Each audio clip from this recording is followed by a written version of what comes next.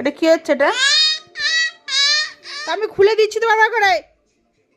তার ঢুকাচ্ছি না বারবার করে। কি হলো রে? এই বড় স্বপ্নকে জমস রোগ বাধা না দেয়, তাই আজ ডেটল হয়ে গেছে।